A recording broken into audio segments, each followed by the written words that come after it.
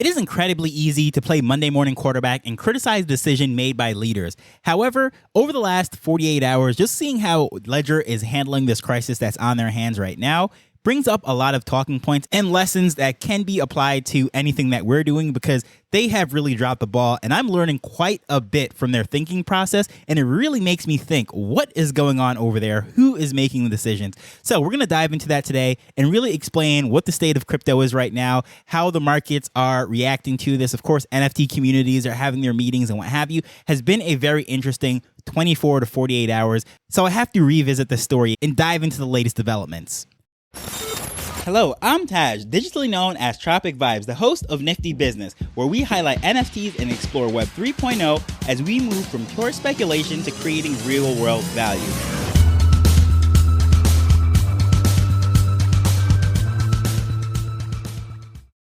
So in episode 472, I explained that Ledger is in full damage control after rolling out their Ledger Recover feature. Now, in case you didn't listen to that episode, I highly recommend it. Just go back to that without going into all of that, summarizing it. It is just a feature that allows people to recover their seed phrases using their IDs and a device. So no need for a newbie to write down those seed phrases. That has caused a lot of controversy. People are questioning exactly what's going on over there at Ledger, how secure is the device, and so forth. Well, the thing that I'm noticing the most as they're doing this apology tour, if you will, it's really an explanation tour, but honestly, it sounds like an apology tour. And the thing that really strikes me as surprising as when I'm hearing these executives and various people from the team speak, it's almost as if they are hurt by the response from the crypto community. The OGs have turned on Ledger. Now, it is kind of funny because it really shows that they didn't fully understand exactly who they were serving. But going into this whole thing, they're saying that they are a little shocked by the videos that they're seeing on Twitter of people smashing their ledgers, burning them, and so forth. And I was listening to an interview with the Bankless team, and even in that, they were saying, they were a little surprised by how the decision or the announcement was received by the community. Well, first of all, I could have told you that this was not going to be received properly. But in hearing all the different explanations and the stories of what's going on behind the scenes and how this has not changed their values as a company, it just makes it very clear that they did not truly understand who they are. And if you listen to my podcast, when I was speaking about an avatar as to who I'm speaking to, I did that in episode number 465, and I explained that the whole concept behind having an avatar is understanding exactly which person is going to be most receptive to the voice, the message of the brand, the story of whatever is being communicated. And when it comes to the Ledger avatar, their key customer, the whole time for their existence, they have been priding themselves on self-custody and security and all of those different things. So they built up an OG community that's very diehard. Any of these NFT founders, all the project founders, they always recommend their community to go get a ledger. People aren't getting hacked and scammed and everything as easily with the ledgers because you have to take so much more steps. And they always say first step is to get a ledger, secure your NFTs. With these phishing scams, when people were getting access to their wallets and then they were just losing everything, a lot of communities were chipping in and buying back various assets so those people could remain members of the community.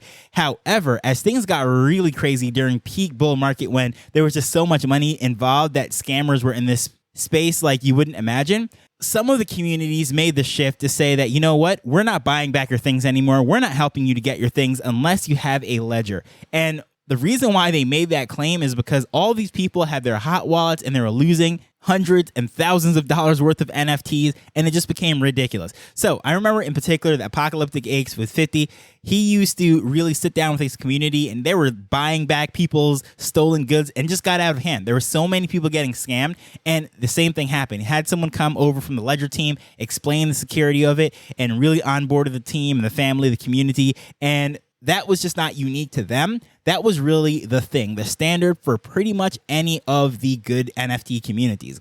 Go get a ledger, onboard everybody in it that way.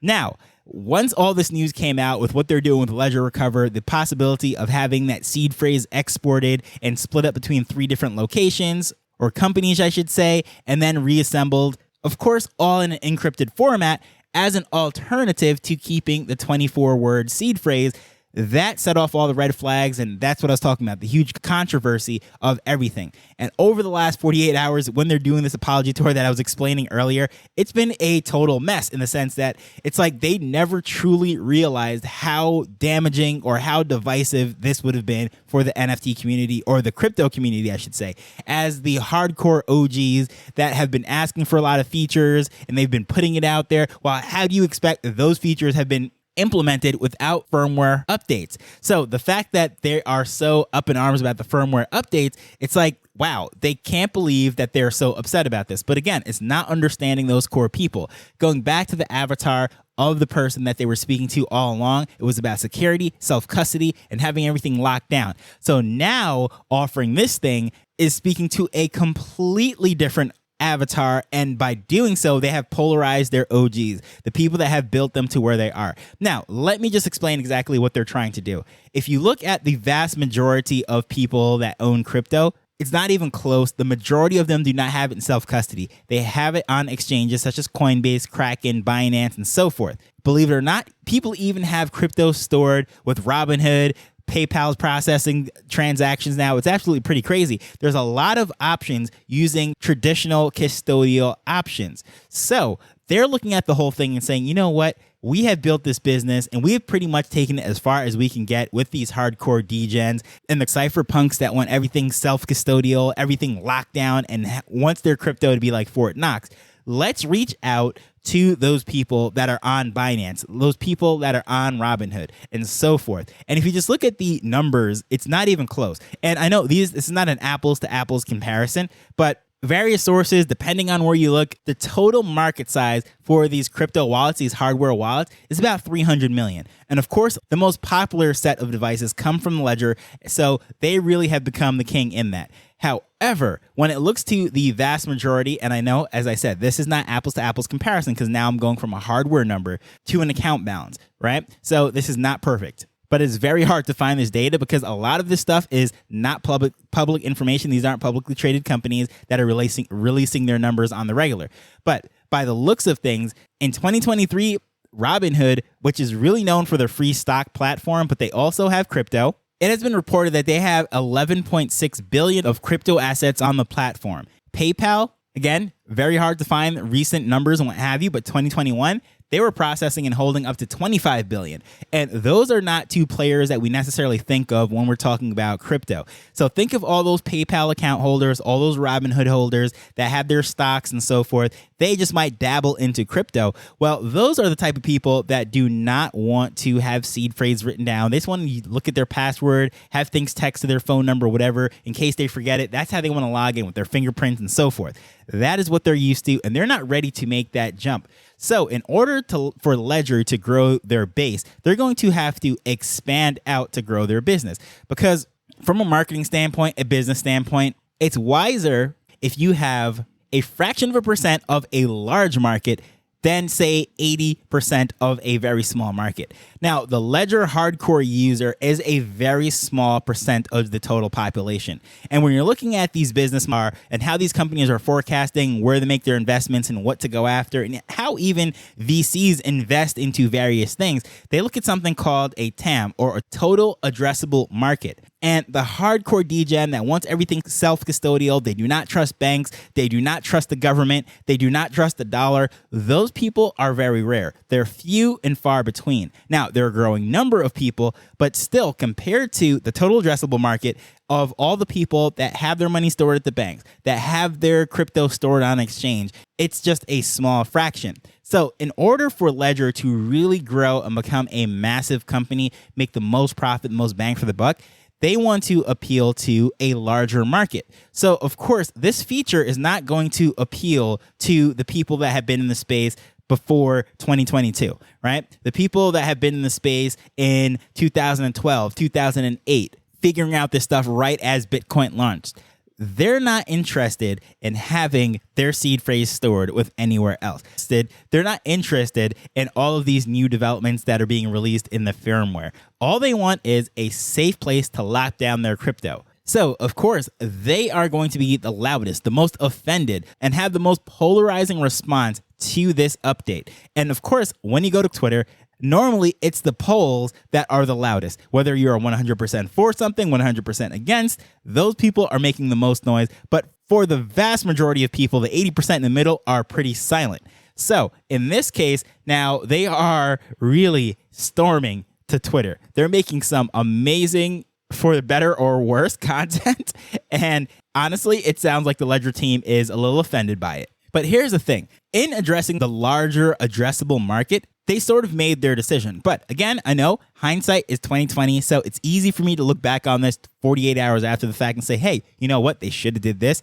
But if you really think about it, even after realizing that this thing is not going as well as planned, the team needed to get together and say, hey, this is how we're going to address this thing. This is how we're going to roll this out, how we're going to go. Like, it seems like that did not happen. And the responses and the things that I'm hearing at the moment right now, it is not helping their cause. And I'm sorry, but it just seems like they did not understand their audience at all, or their customers, if you will. But going back to this whole thing. Now, in hindsight, this is what I think they should have done. And again, I know I'm not the executive. I'm not the one who made this decision, the call. So it's easy for me to criticize from the sideline, just make a podcast from Jamaica and criticize what these leaders are doing over here in France with this company.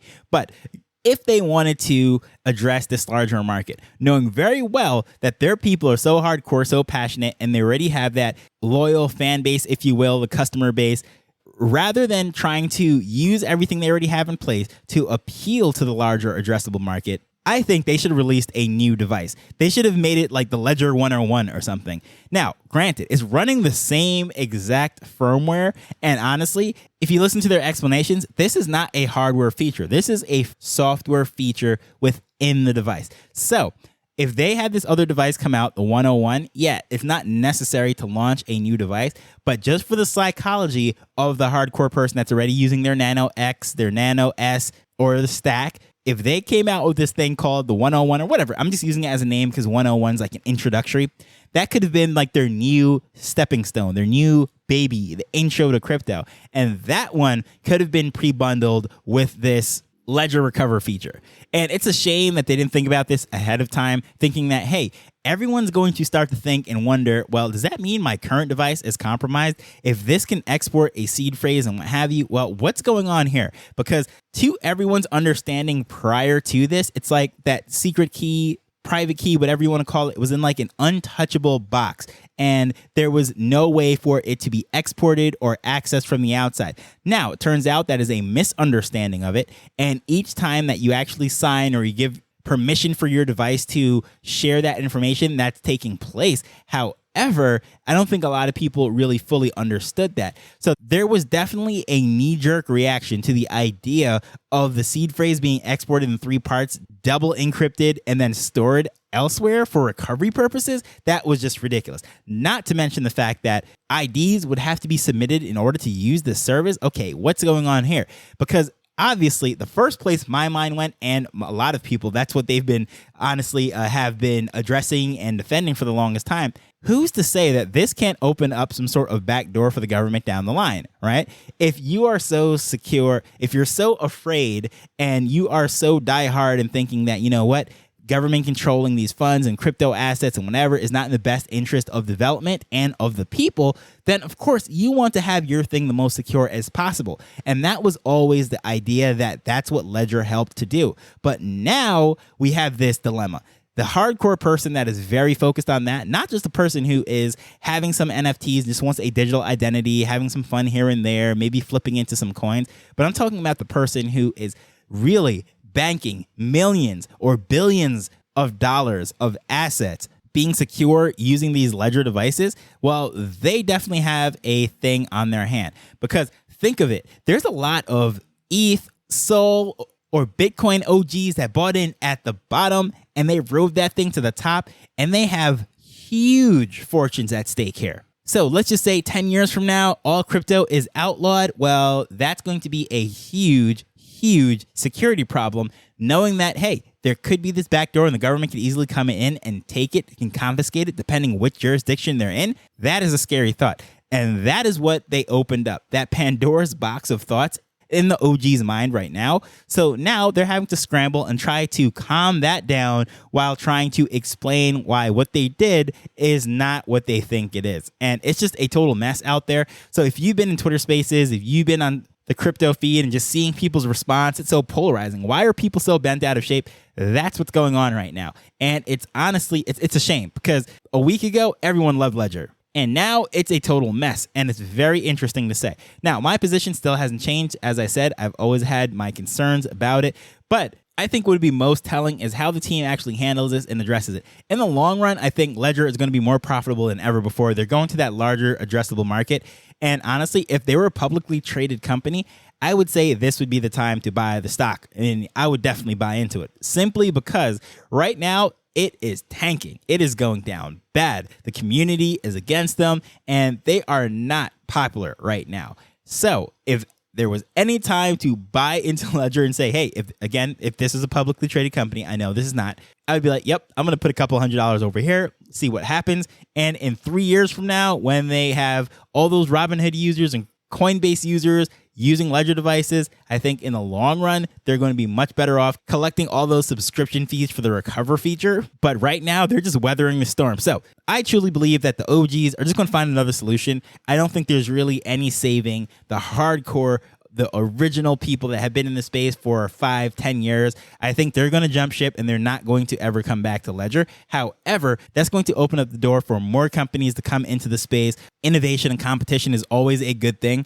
So that's going to really foster that in. But at the same time, too, in the long run, I think Ledger, after calming this storm and weathering this, they're going to be in a better position financially as a company. And they'll only learn from this mistake. And I think all of us can learn from this, because communication is key, and where they really failed in this is communicating to their people. And even from a psychological standpoint, as I said, just releasing that device to say, this is the intro level, this is going to have these features for the person that wants peace of mind, knowing that if they lose their 24-word seed phrase, their assets are still safe. I think that would have been a better approach, but again, hindsight is 2020. So, love to hear your thoughts on this matter. If you find this interesting, as usual, I would greatly appreciate it if you do leave a review on whichever podcast app that you are listening to this on, especially if it is Apple Podcasts. It really helps out this show. But either way, I just want to thank you for taking time to listen to this as we're learning and building Web3 together. So until next time, later. The Nifty Business Arrow is not investment advice. It provides insights and information within the space. As with anything, please do your own research before making a decision whether you're making an investment or a purchase.